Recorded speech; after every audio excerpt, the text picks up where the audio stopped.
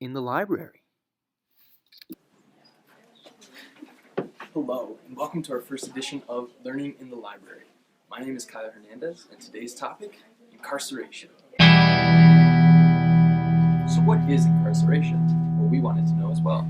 So we went around the library and asked some of our fellow classmates to see if they could enlighten us. Here's what they said. What is your definition of incarceration? I don't know.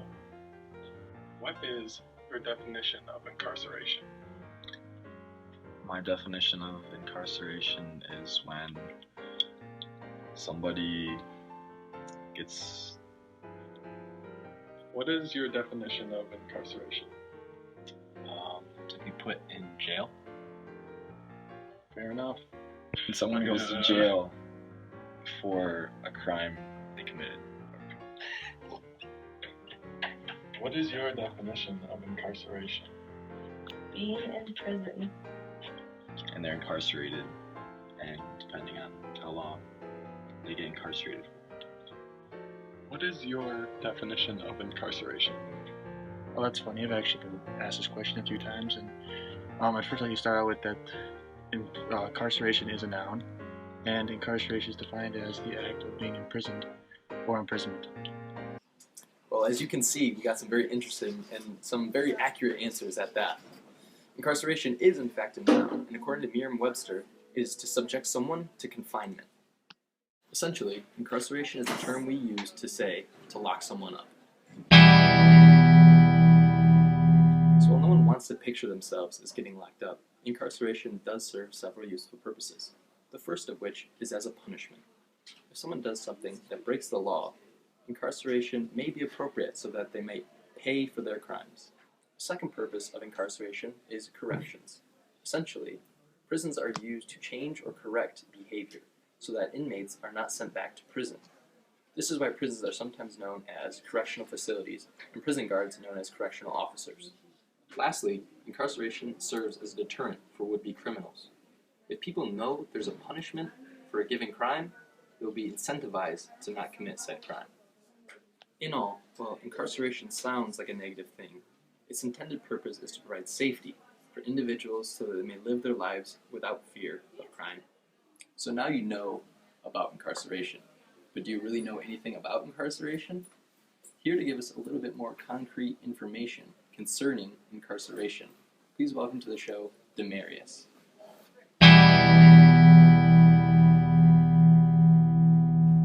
Thank you for joining us today, Demarius. It's fantastic that you're able to be here, and hopefully you can shed some light on the state of incarceration in the United States of America. Yeah, it's fantastic to be here. Wonderful. I'm really excited. Let's do this. Let's get can I going. ask, how old are you? I'm 21 years of age. Oh, really? Have you been incarcerated? I have not. Why do you ask? Well, consider yourself lucky, because by age 23, 48% of black males and 44% of Hispanic males and 38% of white males are incarcerated. That's incredible. I did not know that. Even more incredible is the United States rate of incarceration. 5% of the world's population lives in the United States, and it has nearly 25% of all prisoners. Wow, that's mind-boggling. How many prisoners are actually in the United States? There are 2.2 million prisoners. It's incredible. And what rate of imprisonment of the population is that? It's about 700 out of every 100,000. It's amazing. So for every student at K, the 1,500 of us, 10.5 would be imprisoned if the K was the United States. That's about right.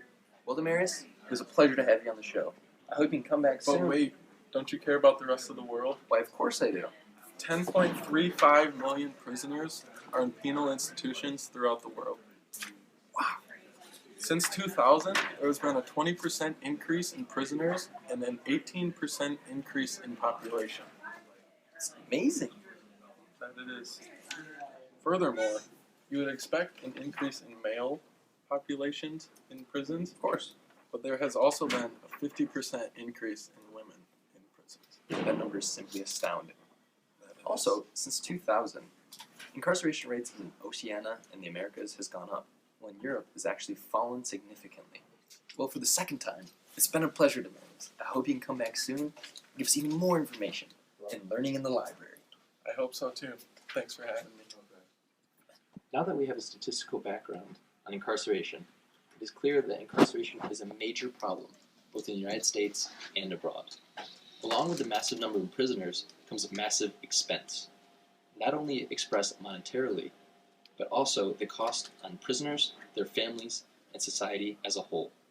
Here to help me flesh out this cost problem is expert incarceration cost analyst Bilbo Baggins.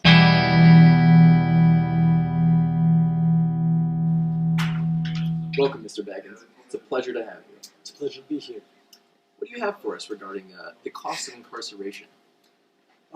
So the Vera Institute of Justice has been doing research on incarceration for years now, and we have found that in 40 states, the total taxpayers' cost for prisons has been $39 billion just in 2010 fiscal year.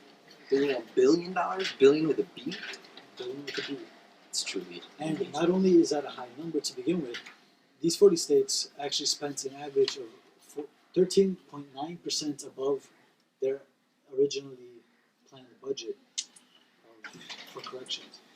So that's pretty much that's over $5 billion each state. Over $5 billion additional to their budget. Yep. So they went over budget in justice this year.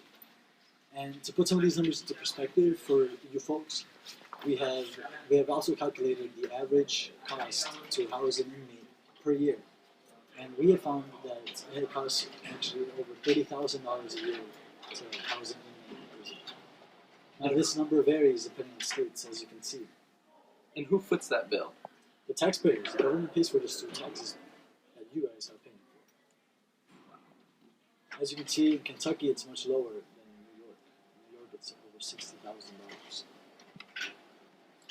And as if these costs weren't already high enough, these studies don't even take into account indirect costs that the government might also be paying for due to incarceration, such as social services and child welfare. These are issues caused by the family members becoming incarcerated, and the government ends up paying some of these costs as well. So that's an extra cost for you taxpayers to burden. And it's a cost I would imagine that would be hard to quantify. It is. And even harder to quantify are these costs, which are burden, which fall onto the families and the communities of the people who are incarcerated. You can't put a price on family bonds, there's the stigma that comes from being in jail, the financial distress that occurs when you go to jail and you can't find a job anymore when you come out. These are all costs that people don't take into account when considering prison lengths and these high numbers of people going to jail. And I think it's important that we acknowledge these numbers. And I think it's very important as well. This is Mr. Bilbo Baggins from the Vera Institute. Thank you for joining us on Learning in the Library. Thanks to our expert guests, it is clear that incarceration in the United States and abroad is a significant problem. Not only are an inordinate number of citizens incarcerated each year, but the price of keeping these prisoners in jail is exceedingly high. Not only for taxpayers like you and I, but for their families and the prisoners themselves. So the question we must now ask, are these tough on crime policies, these mass incarceration figures, are they working? Are they reducing crime in America? In a way, it is. Since the 1970s, crime in America has fallen. However, these crimes are typically property crimes, such as theft and breaking and entering, whereas violent crimes have actually seen an uptick since tough on crime policies were enacted. This is very interesting, and according to the Brennan Center for Justice at New York University, the tough on crime policies are not responsible for the decrease in crime in the U.S. since the 1990s. It is clear that most experts agree that tough on crime policies are not responsible for the reduction in crime in the United States. So it is clear that a reevaluation on our incarceration program is necessary here in the U.S.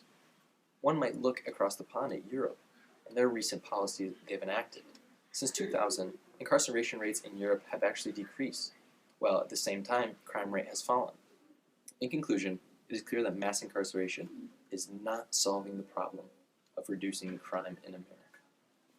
However, we continue to march down this path of mass incarceration, locking up 2.2 million prisoners. So why do we do this? Let's explore some of the reasons why the U.S. insists on proceeding with a policy of mass incarceration. One potential explanation for the persistent use of mass incarceration policy in the United States is a prison industrial complex. Analogous to the military industrial complex made famous in the 1950s, the PIC explains the massive rise in U.S. inmate population since the 1970s. The rise of the PIC is made possible by the rise to prominence of several major private prison companies and the government's reliance on these companies to support its ever-blossoming inmate population. The second possible explanation for the insistence on pursuing a mass incarceration policy in the United States is President Nixon's war on drugs. Starting in 1971, the war on drugs aimed at eliminating the illegal drug trade in the United States. While sound in theory, this policy has actually been rather detrimental to many U.S. citizens, especially those with lower socioeconomic status. It has led to the rise in prison populations across the nation since the 1970s.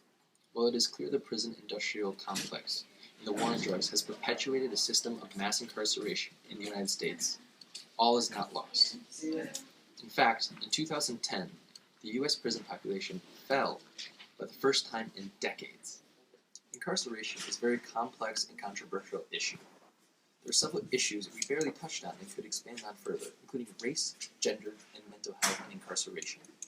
However, we hope that we provide you with a basic understanding of the incarceration system in both the U.S. and abroad. Thank you for joining us, and I hope you enjoyed this episode. I'd like to give a special thanks to my guest, the Marys, and Mr. Bilbo Baggins. We hope you tune in next week on Learning in the Library.